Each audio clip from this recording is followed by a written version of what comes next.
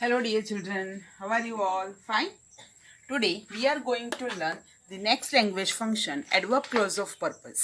What is the meaning of purpose? Purpose એટલે કોઈ પણ કાર્ય કરવાનો કોઈક ઈરાદો વ્યક્ત થતો હોય, હેતુ વ્યક્ત થતો હોય, ત્યારે આપણે એને purpose કે intention ગણાવી શકીએ.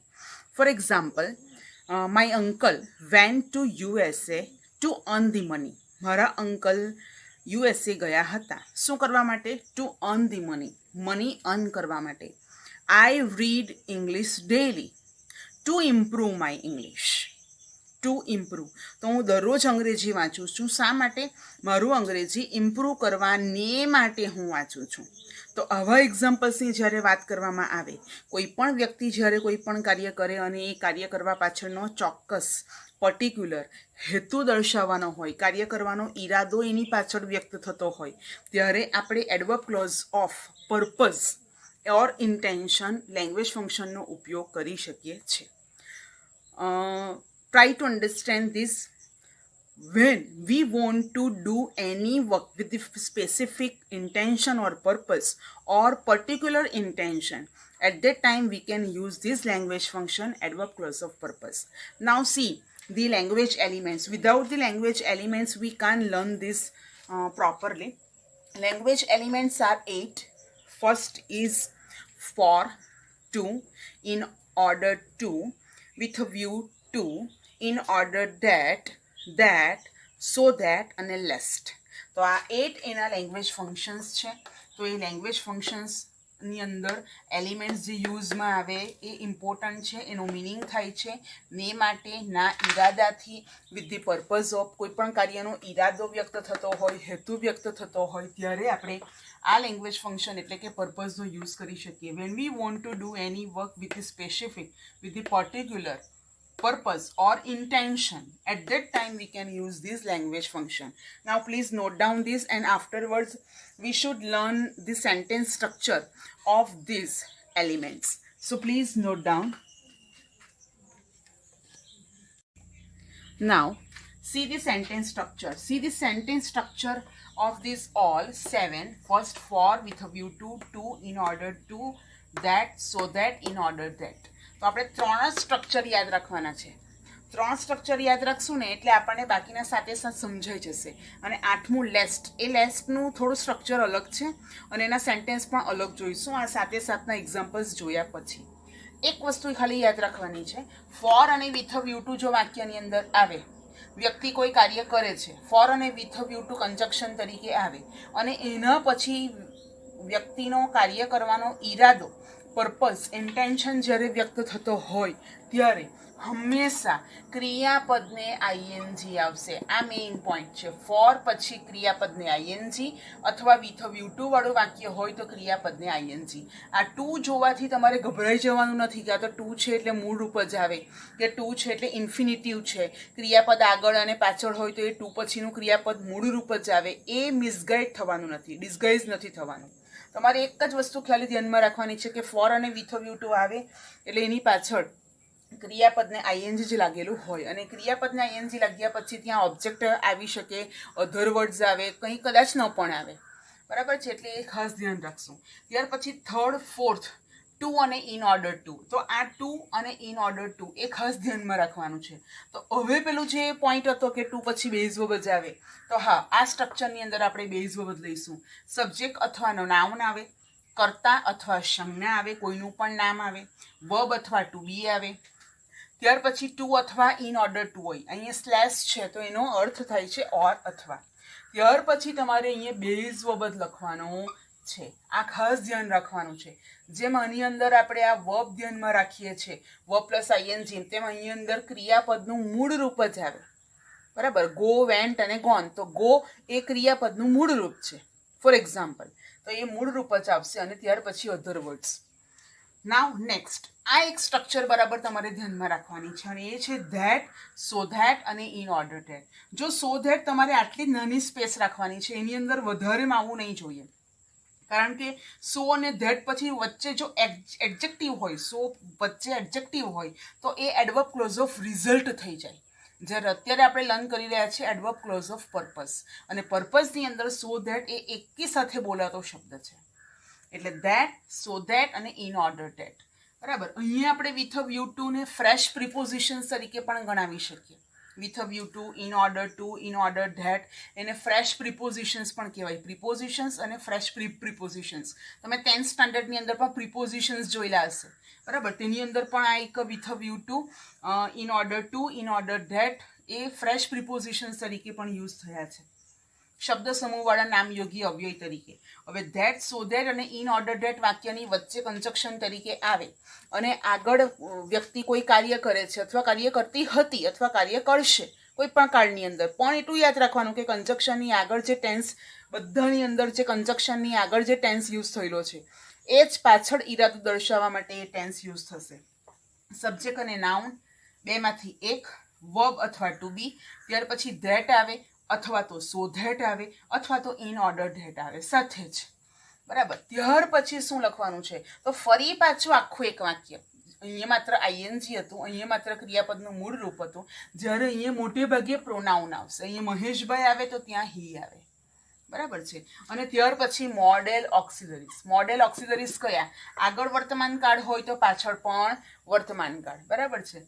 અહીંયા કેન હોય, બરાબર, અહીંયા મૂળ રૂપ હોય તો ત્યાં કેન, શેલ આ રીતે યુઝ થઈ શકે. અહીંયા ભૂતકાળ હોય તો શુડ, કુડ, માઇટ આ રીતે. મોડેલ ઓક્સિલરીઝ કયા કયા છે તો કે shall, should, can, could, may, might, will, would અને મસ્ટ. આટલા 9 મોડેલ ઓક્સિલરીઝ છે.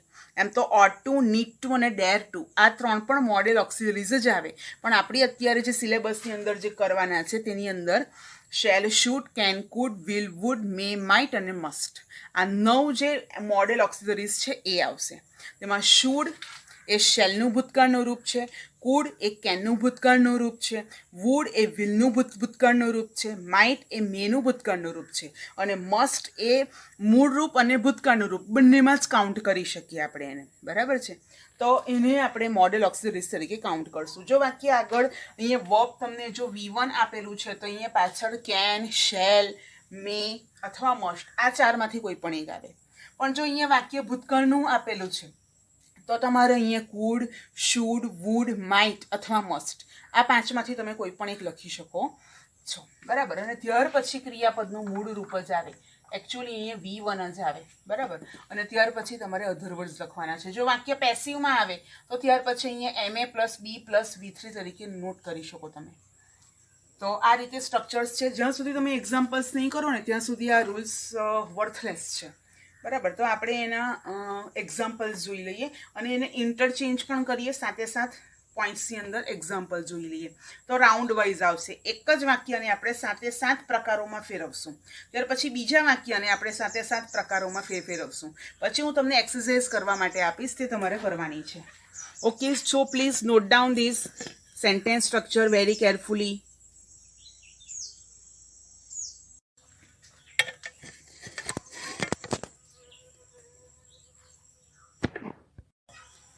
Okay, now see the examples.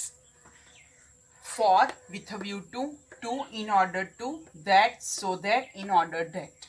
બરાબર. આપણે આ 7 ટોપિક લેવાના છે. તો બબ્બેની પેરમાં છે. અહીંયા કલર ચેન્જ છે. જુઓ, આ 2ની પેરમાં તમારે લર્ન કરવાનું, આ 2ની પેરમાં લર્ન કરવાનું અને આ 3 સાથે લેવાના છે.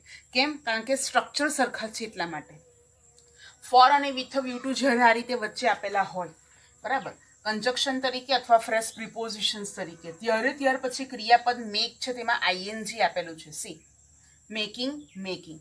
સ્ટ્રક્ચર પ્રમાણે ચેક કરી લઈએ. To, in order to. તો આ 2 કંજક્શન્સની બાજુની અંદર ક્રિયાપદનું મૂળ રૂપ આપેલું છે. જુઓ, મૂળ રૂપ અહીંયા આઈએનજી છે. ફોર અને વિથ અ વ્યૂ ટુમાં સ્ટ્રક્ચરમાં ચેક કરી લો, ક્રિયાપદને આઈએનજી. ટુ અને ઇન ઓર્ડર ટુની અંદર એની બાજુમાં ક્રિયાપદનું મૂળ રૂપ અને ત્યાર પછી that, so that, in order that. જે આ 3 કંજક્શન્સ છે એની બાજુમાં અહીંયા સબ્જેક્ટ અથવા નાઉન, પ્રોનાઉન. આઈ છે તો આઈનું પ્રોનાઉન આય જ થાય, એટલે આય જ રાખવું પડે આપણે. અને કેન એક મોડેલ ઓક્સિલરીઝ તરીકે લીધું છે અને એની સાથે ક્રિયાપદનું આ મૂળ રૂપ લીધું છે. Make my future. I work hard. હું અત્યારે મહેનત કરું છું. તો મહેનત કરવાનો કંઈક ઈરાદો તો હોય ને. શું કરવા માટે? તો કે ફ્યુચર. બહુ બધા પર્પઝ હોય, તેમાંથી એક પર્પઝ મેં એ લીધું છે કે આઈ work hard four making my future bright. અથવા મેકિંગ માય ફ્યુચર, મારું ભવિષ્ય બનાવવાને માટે, making my future bright, bright લખો તો બ્રાઇટ પણ નોટ કરી શકો, મારું ફ્યુચર, મારું ભવિષ્ય ઉજ્જવળ બનાવવાને માટે હું મહેનત કરું છું. આઈ work hard four making, I work hard with a view to make my future bright. તો એ મેકિંગ, મેક છે એનું મેકિંગ કરીએ છીએ શામાં? ફોર અને વિથ અ વ્યૂ ટુની અંદર. હવે ટુ અને ઇન ઓર્ડર ટુની અંદર જોઈ લઈએ. આઈ work hard to make my future, I work hard in order to make my future. ભવિષ્ય બનાવવાને માટે, ના ઈરાદાથી, ભવિષ્ય બનાવવાના ઈરાદાથી હું અત્યારે હાર્ડ વર્ક કરું છું. આઈ work hard that I can make my future, જેથી હું ને માટે, ભવિષ્ય બનાવવાને માટે, ના ઈરાદાથી, ના હેતુથી હું વર્ક હાર્ડ કરું છું. એટલે હંમેશા that, so that, in order that, to, in order to, for અને વિથ અ વ્યૂ ટુની બાજુમાં કાર્ય કરવાનો ઈરાદો વ્યક્ત થતો હશે ઉપવાક્યની અંદર. I work hard so that I can make my future. જો અહીંયા વર્કની બાજુમાં ઈડી હતી ને, પાસ્ટ ટેન્સ, તો આપણે અહીંયા કુડ લખતે. શું લખતે બાળકો? આપણે કુડ. હવે આપણે કેવી રીતે પૂછાય તેની વાત કરી લઈએ. તો 3 રીતે લેંગ્વેજ ફંક્શન પૂછાય બોર્ડની એક્ઝામમાં 12 માર્ક માટે. પહેલું 3 માર્ક માટે આઈડેન્ટિફાઈ કરવાનું પૂછાય. આવી રીતે કોઈ પણ એક વાક્ય તમને આપેલું હોય આમાંથી, અને એની નીચે 4 લેંગ્વેજ ફંક્શનના ઓપ્શન્સ હોય, કોન્ટ્રાસ્ટ, પર્પઝ, રિઝલ્ટ, ઇન્ટેન્શન, કોઈ પણ આવી રીતે તમને 4 ઓપ્શન હોય અને એમાંથી રિલેટેડ તમારે વાક્ય લખવાનું છે. પર્પઝ અથવા ઇન્ટેન્શન લખેલું હોય, પર્પઝ અથવા ઓર કરીને ઇન્ટેન્શન પણ હોય, તો પણ આપણે આને લેંગ્વેજ ફંક્શનનો યુઝ કરીશું. જેમ રિઝલ્ટ છે તો રિઝલ્ટને કન્સિક્વન્સીસ કહેવાય. રિઝલ્ટનું બીજું નામ શું છે? કન્સિક્વન્સીસ છે. તો એ રીતે બીજી રીત જે તમને આવે છે તે અહીંયા સુધી અધૂરું વાક્ય હોય, અહીંયા સુધી અથવા અહીંયા સુધી હાફ સેન્ટેન્સ હોય, અને તમારે બાકીનું હાફ સેન્ટેન્સ તમારી રીતે ઓન લર્ન કરવાનું અને પછી સ્ટડી કર્યા પછી એને કમ્પ્લીટ કરવાનું. અને સૂચના લખેલી હશે કમ્પ્લીટ ધી સેન્ટેન્સ. આઈડેન્ટિફાઈ કરવાનું MCQમાં પૂછાય, અને સેન્ટેન્સને કમ્પ્લીટ કરવાનો પાર્ટ બી એટલે કે ડિસ્ક્રિપ્ટિવમાં પૂછાય. બરાબર. અને સેન્ટેન્સ અધૂરું હોય અને બ્રેકેટમાં માત્ર તમારી પાસે સૂચના હોય, લેંગ્વેજ ફંક્શનનું ટાઇટલ કે use adverb clause of purpose અથવા તો ડિસ્ક્રાઇબિંગ પર્પઝ એવું લખેલું હોય, તો તમારે એ પર્પઝનું જ વાક્ય બનાવવાનું, અને આમાંથી કોઈ પણ એક કન્જક્શનનો ઉપયોગ કરીને તમે બનાવી શકો છો. જો એ કન્જક્શન આપેલું નથી તો, અને જો ઓલરેડી વિથ વ્યૂ ટુ સુધી આપેલું જ છે તો તમારે ત્યાર પછીનું સેન્ટેન્સ બનાવવાનું. જે ક્રિયાપદને તમે લગાવો છો તેમાં ING લગાવી દેવાનું. It's so simple. અને ત્રીજી રીતે જે લેંગ્વેજ ફંક્શન પૂછાય છે એ રિસ્પોન્ડ એટલે કે ડાયલોગ. 2 જણ વાત કરતા હોય, એક જણ વાત એની કમ્પ્લીટ કરે અને બીજો જણ બોલે, અને જ્યારે એ બોલે ત્યારે એના આખા સેન્ટેન્સમાં ડેશ હોય, બ્લેન્ક હોય. બરાબર. અને એ પણ 4 માર્ક માટે MCQની અંદર જ પૂછાય. બરાબર છે. કમ્પ્લીટ સેન્ટેન્સ પણ MCQની અંદર પૂછાય છે, અને પાર્ટ બીમાં પણ આવે, જ્યારે રિસ્પોન્ડ માત્ર MCQની અંદર જ પૂછાય, મલ્ટિપલ ચોઇસ ક્વેશ્ચનમાં પૂછાય. અને એની અંદર 4 એના પાછળના જે એ ડાયલોગ બોલે છે એ ડાયલોગના ઓપ્શનમાં આપેલા હોય, અને ત્યાં બ્રેકેટ નહીં આપેલા હોય. કે બ્રેકેટની અંદર ફોર એક્ઝામ્પલ પર્પઝ છે તો તમારે ધ્યાનથી સમજી લેવાનું કે હા આ વાક્યમાં ઈરાદો છે એટલે પર્પઝ છે. ટ્રાન્સલેશન મેથડનો યુઝ કરો ને તો ટોપિકમાં તમને સમજ પડી જાય. અને જ્યારે લેંગ્વેજ ફંક્શન એક તમે લર્ન કરશો ને તો એમાં તમને સમજ તો પડી જાય, પણ જ્યારે પ્રેક્ટિસ પેપર્સની અંદર એ બધા લેંગ્વેજ ફંક્શન મર્જ થશે ત્યારે આઈડેન્ટિફાઈ કરવાનું થોડું ડિફિકલ્ટ રહી, પણ પ્રેક્ટિસ કરવાથી we can make it easy. So note down this 7 sentence. અને આવા પ્રકારના આપણે સેન્ટેન્સ બનાવીએ. આ એક રાઉન્ડ 1 છે. Now the second round of second example. For with a view to, in order to, that, so that, in order that. Structure જોઈ લઈએ. ફોર અને વિથ અ વ્યૂ ટુની બાજુમાં ક્રિયાપદને ING લાગે, તો ઇમ્પ્રૂવ ક્રિયાપદમાં ING લાગેલું છે, ઇમ્પ્રુવિંગ, ઇમ્પ્રુવિંગ. બરાબર છે. ત્યાર પછી ટુ અને ઇન ઓર્ડર ટુની બાજુમાં ક્રિયાપદનું બેઝ વર્બ આવે. બરાબર છે. મૂળ રૂપ આવે તો કે ઇમ્પ્રૂવ, ઇમ્પ્રૂવ. ત્યાર પછી that, so that, in order ધેટની બાજુની અંદર આખું એક સેન્ટેન્સ આવશે, આખું એક ઉપવાક્ય આવશે જે ઈરાદો દર્શાવે છે. We can improve it, we can improve it, we can improve it. Can આપેલું છે. મોડેલ ઓક્સિલરી સાથે ક્રિયાપદનું મૂળ રૂપ. We read English daily. અમે અંગ્રેજી દરરોજ વાંચીએ છીએ. શા માટે? For improving it. તો એની અંદર આપણને કંઈ ને કંઈ નવું જાણવા મળે. ટુ ગેટ નોલેજ એવું પણ લખાય. ફોર ગેટિંગ નોલેજ એવું પણ તમે સેન્ટેન્સ બનાવી શકો. ફોર એન્ટરટેઇનિંગ એવું પણ નોટ કરી શકાય. બરાબર છે. We read English daily with a view to improving it. We read English daily to improve it. We read English daily in order to improve it. અહીંયા સુધી આ બે પેર છે. હવે પછીના ત્રણ વાક્યની અંદર ફરી પાછું આખું એક વાક્ય અને ફરી પાછું આખું એક વાક્ય. તો આ રીતે રાઉન્ડ 2 અહીંયા કમ્પ્લીટ થાય છે. કોઈને કંઈ પણ ન સમજ પડે તો તમે ક્વેરી સેન્ડ કરી શકો છો. Now third round. Now round 3. Shanvi called me. શાનવીએ મને ફોન કર્યો હતો, કોલ કર્યો હતો. અહીંયા ભૂતકાળનું વાક્ય છે એટલે ભૂતકાળની અસર ક્યાં જોવા મળશે?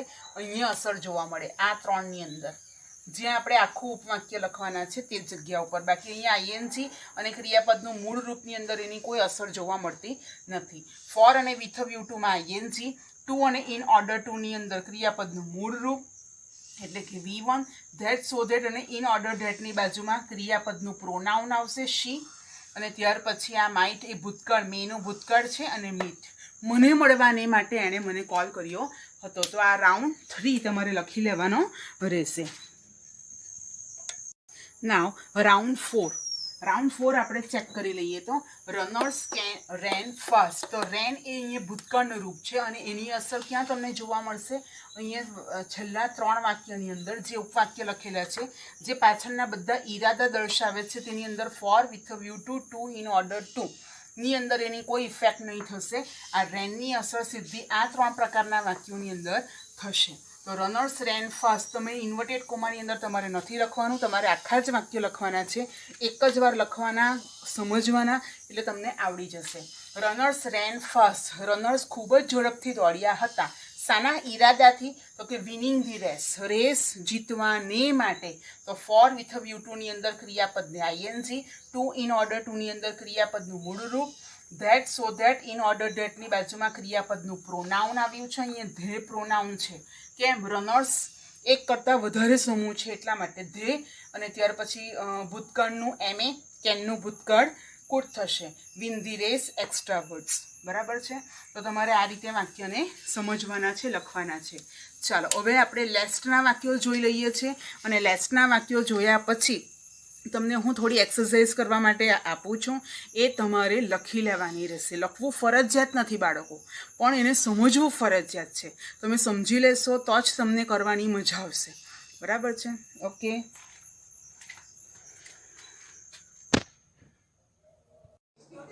હવે આપણે લેસ્ટનો મિનિંગ જોઈ લઈએ. આપણે 7 પોઈન્ટ જોયા એડવર્બ ક્લોઝ ઓફ પર્પઝની અંદર. હવે લેસ્ટ કોઈક વાર આવે તો લેસ્ટ અથવા લેસ્ટ ઓફ એનો મિનિંગ થશે અધરવાઇઝ, નહીંતર, અથવા તો ઇન ફિયર ઓફ, ના ડરને લીધે. બરાબર? એનું કોઈ સ્ટ્રક્ચર નથી, પણ એ વાક્યની વચ્ચે પણ યુઝ થઈ શકે, અંતે પણ યુઝ થઈ શકે અને સ્ટાર્ટિંગમાં પણ યુઝ થઈ શકે. તો આપણે એની અંદર જોઈએ તો the term lest is generally used to imply in case, જો આવું થાય તો, for fear that, ના ડરને લીધે. it is can sometimes followed by should, for example. A should પરથી ફોલો થાય છે. એટલે લેસ્ટ વાળા વાક્યની અંદર જેના પછીનું ઉપવાક્ય છે એમાં કર્તા અથવા તો સબ્જેક્ટ અથવા નાઉનની સાથે should યુઝ થઈ શકે છે. For example, he told his friend to remind him about the book. એણે એના મિત્રને એની બુક વિશે યાદ કરાવવા માટે કહ્યું, લેસ્ટ he should forget. કદાચ એ ભૂલી જાય, એ ભૂલી જવાના ડરને લીધે એણે એના મિત્રને એ બુક યાદ કરાવી. બરાબર છે? આ રીતે. તો બીજું એક એક્ઝામ્પલ જોઈએ તો if your hands are dirty. જો તમારા હાથ ડર્ટી છે તો don't touch your new dress. તમારા નવા ડ્રેસને ટચ કરશો નહીં. Lest you should spoil it. નહીંતર તમે એને સ્પોઇલ કરી નાખશો. સ્પોઇલ કરવાના ડરને લીધે જો તમારા હાથ ગંદા છે તો તમારા નવા ડ્રેસને ટચ કરશો નહીં. આ રીતે યુઝ થાય છે. એના વિશે આપણે ડિટેલની અંદર જોઈએ તો લેસ્ટ ઇઝ સબઓર્ડિનેટિંગ કન્જક્શન. બરાબર? ઓર્ડિનેટિંગ, સબઓર્ડિનેટિંગ અને કોરિલેટિવ એમ 3 પ્રકારના કન્જક્શન્સ આવે. તો લેસ્ટ એ સબઓર્ડિનેટિંગ કન્જક્શન્સ છે અને મોટે ભાગે કોમ્પ્લેક્સ સેન્ટેન્સની અંદર યુઝ થાય છે. સિમ્પલ, કમ્પાઉન્ડ અને કોમ્પ્લેક્સ એમ 3 પ્રકારના સેન્ટેન્સના પ્રકાર આવે. તો એની અંદર કોમ્પ્લેક્સ સેન્ટેન્સની અંદર મોટે ભાગે યુઝ થાય છે. The rule of using lest in a sentence is that should must be used with it. તો વાક્યની અંદર હંમેશા એમાં should વાક્યની અંદર આવે છે. એઝ ઇન જો એક્ઝામ્પલ્સ જોઈએ તો આ પહેલું જે વાક્ય પુટવાળું આપેલું છે એના સિવાય જે શુડનો ઉપયોગ થયેલું છે એ એના સિવાયનું વાક્ય છે. Put away your toys from the floor. Floor પરથી તમારા ટોયઝ નીચે ઉતારી લો. Else someone might fall. નહીતર કોઈક પડી જશે. Put away your toys from the floor lest someone should fall. બરાબર, નહીતર કોઈક પડી જશે. આ રીતે સિમિલરલી આપણે જો એને યુઝ કરીએ તો કઈ રીતે બીજી રીતે યુઝ થાય છે, અહીંયા બીજું એક એક્ઝામ્પલ તમારી પાસે આપેલું છે. Similarly take an umbrella lest you should get wet in the rain. બહુ ઇઝી છે જોવા વાક્ય. ટેક ધી અમ્બ્રેલા લઈને જાઓ, નહીંતર તમે રેઇનની અંદર ભીના થઈ જશો. વેટ એટલે ભીના થઈ જવું. તો આ રીતે પણ વાક્યની અંદર યુઝ થઈ શકે. Therefore in a word you may સે lest noun or pronoun should means otherwise noun or pronoun might. તો આવી રીતે શૂડનો ઉપયોગ થઈ શકે, પોસિબિલિટી છે. અને આની અંદર આપણે 20-25 વાક્યો આપેલા છે એ આપણે ચેક કરી લઈએ. સો ફર્સ્ટ સેન્ટેન્સ જોઈ લઈએ તો ટેક ટાઈમ વેન ટાઈમ કમ્થ. અહીંયા કમ અને કમ્થ, બરાબર, યુએસ લેંગ્વેજની અંદર કમ્થ યુઝ થઈ શકે છે. Less time steal away. બરાબર, અત્યારે તમને સમય મળે છે, જેમ જેમ સમય આવે છે તેમ તેમ સમય લઈ લો. નહીંતર ટાઈમ સ્ટીલ અવે, નહીંતર સમય ચોરાઈ જશે. Means time is precious. Take time when time comes lest time steal અવે.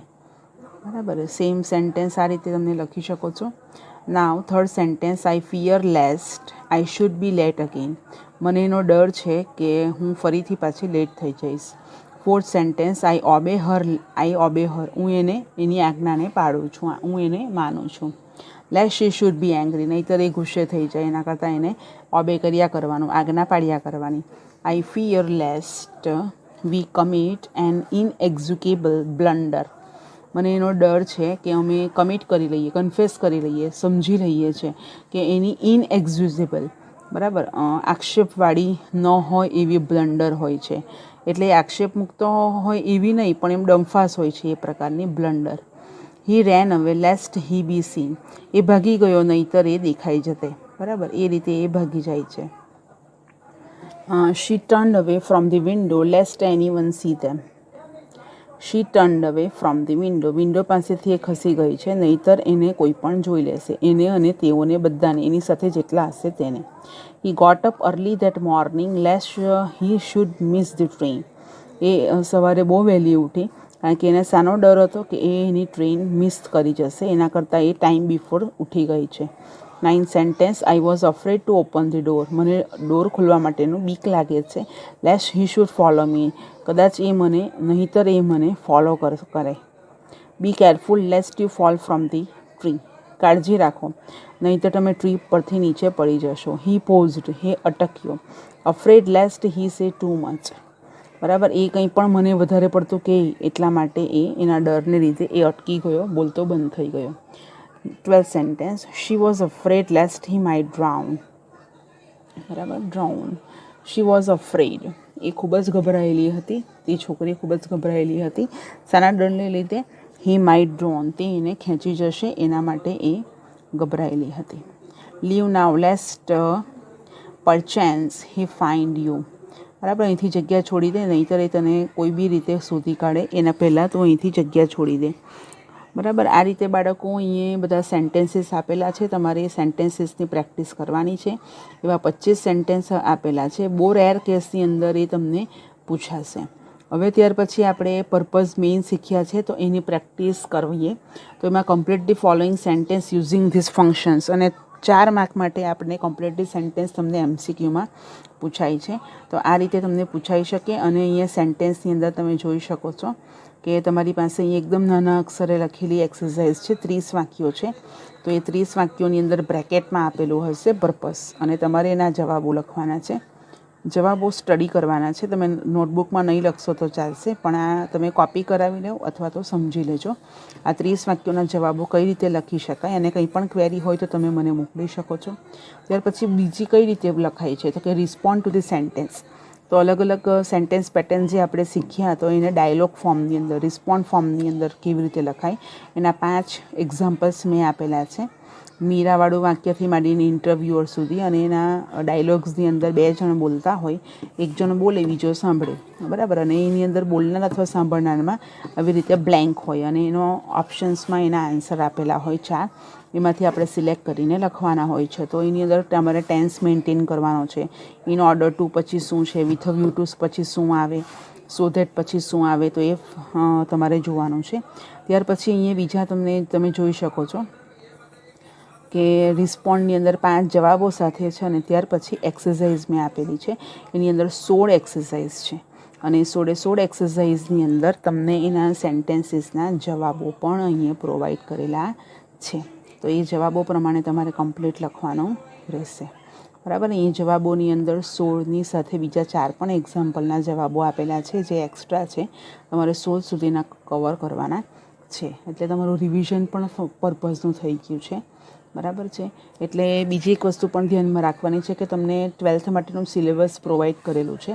તો એની અંદર તમારો આજ દિન સુધીનો જેટલો કોર્સ ચાલી ગયેલો હોય એટલો તમારે ખાલી વાંચવાનો રહેશે. એટલે વાંચીને સમજીને તમે તૈયારી કરો એટલું વધારે છે. આપણે બીજા પણ હજુ લેંગ્વેજ ફંક્શન્સના લેક્ચર્સ આપણે જોવાના છે. પરીક્ષાની અંદર જમ્બલ પાર્ટ્સ પણ આવશે.